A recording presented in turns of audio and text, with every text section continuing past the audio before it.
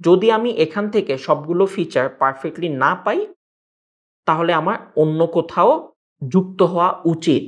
কিছু অ্যাপ্রোচ না নেওয়ার কারণে তারা কিন্তু চান্স পায় না। তারা যাচাই বাছাই করে দেখেছে এক এক জায়গায় এক এক ফিচারটা বেস্ট, দিন শেষে ওরা কিন্তু সফল হয়েছে এবং সবগুলো প্রতিষ্ঠান থেকেই তাদের ছবি প্রকাশিত হয়েছে। তুমি নিজেই সক্ষম হবা তোমার পরিবারের আর্থিক অবস্থার উন্নতি ঘটাতে। No risk no gain.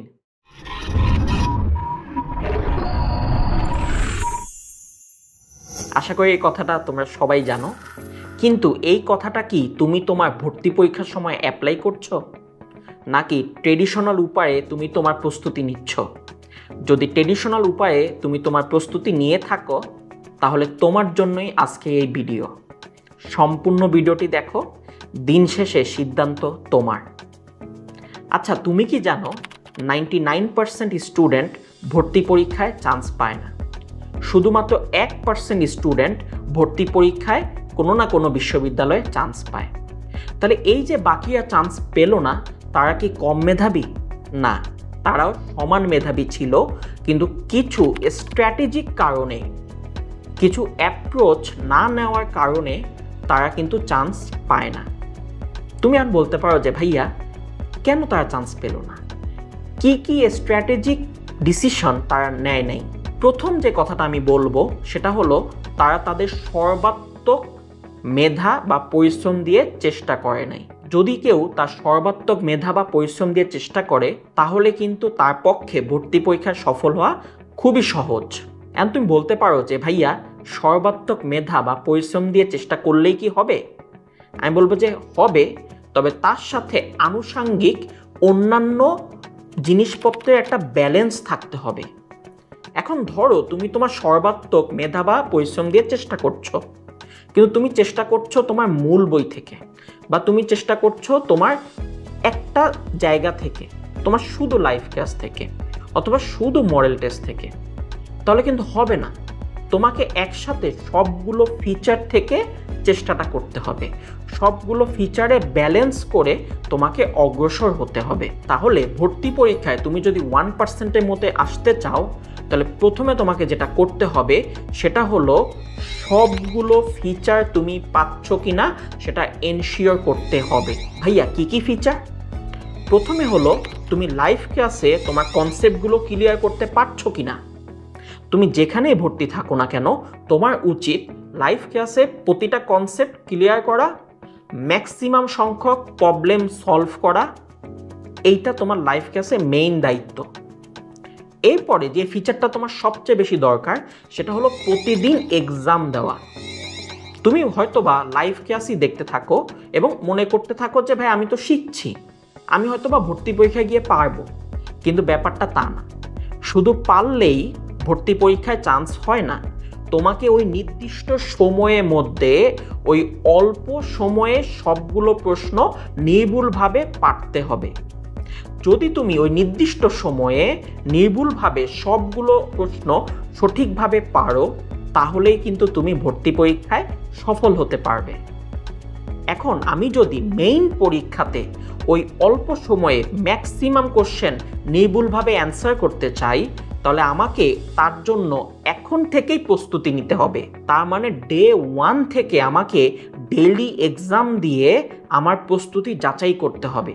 শুধু পারলাম কি না সেটা দেখলে হবে না, প্রতিটা প্রশ্ন কম সময়ে অ্যান্সার করতে পারলাম কি না সেইটা দেখতে হবে। তার মানে প্রথম দিন থেকে তোমাকে টাইম ম্যানেজমেন্ট শিখতে হবে, যে আমি প্রতিটা প্রশ্ন 40 সেকেন্ডে অ্যান্সার করতে পারছি কিনা, বুয়েটের জন্য আমি প্রতিটা প্রশ্ন 3 মিনিটে অ্যান্সার করতে পারছি কিনা। যদি তুমি 2 থেকে 3 মিনিটে একটা লিখিত প্রশ্ন আর 40 সেকেন্ডের মধ্যে একটা এমসিকিউ প্রশ্ন সমাধান করতে পারো তাহলেই বোঝা যাবে যে তুমি ভর্তি পরীক্ষার জন্য সঠিকভাবে প্রস্তুতি নিচ্ছ। তাহলে লাইভ ক্লাসের পাশাপাশি ডেইলি এক্সাম এবং উইকলি এক্সাম এটা খুবই ইম্পর্ট্যান্ট। সেই সাথে এই এক্সামগুলোর যে প্রিপারেশন নিব সেটা কই থেকে নিব? ভাইয়া আমি যে কলেজ লাইফে বইগুলো পড়েছিলাম সেই বইগুলো থেকে প্রিপারেশন নিলেই হবে? বলা হলো না। বইয়ের পাশাপাশি তোমার কোশ্চেন ব্যাংক দেখতে হবে, যে কোশ্চেন ব্যাংকে বিগত বছরের প্রশ্নগুলো সাজানো থাকবে।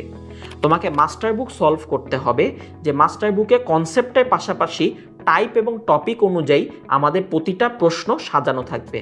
সেই সাথে সবগুলো শেষে তোমার নিজের প্র্যাকটিস করার জন্য এক্সারসাইজ বুক থেকে অনেকগুলো প্রশ্ন নিজে নিজে সমাধান করতে হবে এবং প্রতিটা জিনিস সমাধান করতে হবে সময় ধরে ধরে। এখন এর পাশাপাশি আমাকে ফাইনাল মডেল টেস্ট দিতে হবে এবং ভর্তি পরীক্ষার আগে ভর্তি পরীক্ষার অনুরূপ মডেল টেস্ট দিতে হবে। এখন তুমি যদি এই সবগুলো ফিচার একসাথে কোথাও না পাও তাহলে কি করবা?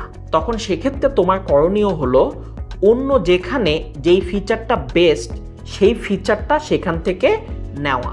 এজন্য হয়তোবা তোমাকে একাধিক জায়গায় ভর্তি হইতে পারে, কিন্তু তুমি যদি খেয়াল করে দেখো গত কয়েক বছর ধরে যারা ফার্স্ট সেকেন্ড থার্ড হচ্ছে তারা কিন্তু অনেকগুলো জায়গা থেকেই পড়ালেখা করেছে। কেন করেছে জানো?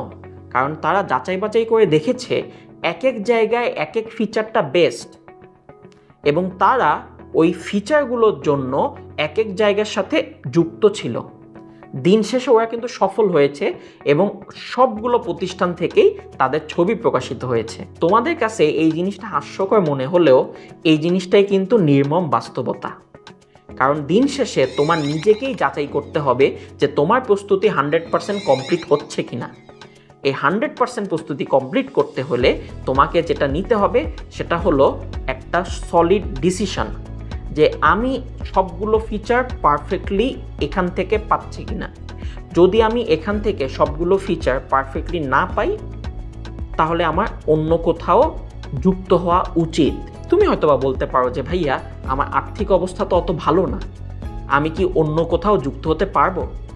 আমি সেক্ষেত্রে বলবো যে আর্থিক অবস্থার কথা এখন অতটা চিন্তা না করে তুমি অ্যাচিভমেন্টের কথা ভাবো। তুমি যদি সরকারি একটা ভার্সিটিতে বুয়েটে ঢাকা বিশ্ববিদ্যালয়ে চান্স পাও সেই ক্ষেত্রে তুমি নিজেই সক্ষম হবা তোমার পরিবারের আর্থিক অবস্থার উন্নতি ঘটাতে। কিন্তু তুমি যদি ভর্তি পরীক্ষায় আল্লাহ না করুক চান্স না পাও সেই ক্ষেত্রে তোমার পরিবারের উপর তোমাকে পাবলিক বিশ্ববিদ্যালয়ে না পড়িয়ে প্রাইভেট বিশ্ববিদ্যালয়ে পড়াতে যেই পরিমাণ আর্থিক প্রেশার পড়বে তার তুলনায় এখন এই আর্থিক প্রেশারটা খুব বেশি একটা না। সো তোমাকে একটা সলিড ডিসিশন নিতে হবে, তোমার নিজেকে যাচাই করতে হবে যে আমি সবগুলো ফিচার পারফেক্টলি এখান থেকে পাচ্ছি কিনা। যদি সবগুলো ফিচার এখান থেকে না পাই তাহলে আমাকে অন্য কোথাও যুক্ত হতে হবে এবং যেখানে আমি সবগুলো ফিচার পাবো সেখানেই আমি আমার সর্বাত্মক চেষ্টা করব, সর্বাত্মকভাবে নিজেকে নিয়োজিত করব, নিজের মেধা এবং পরিশ্রমকে কাজে লাগিয়ে আমি ভর্তি পরীক্ষায় সফল হওয়ার চেষ্টা করব। সো মনে রাখবা, best features together then you come all in. তোমার সর্বাত্মক দিয়ে চেষ্টা করতে হবে।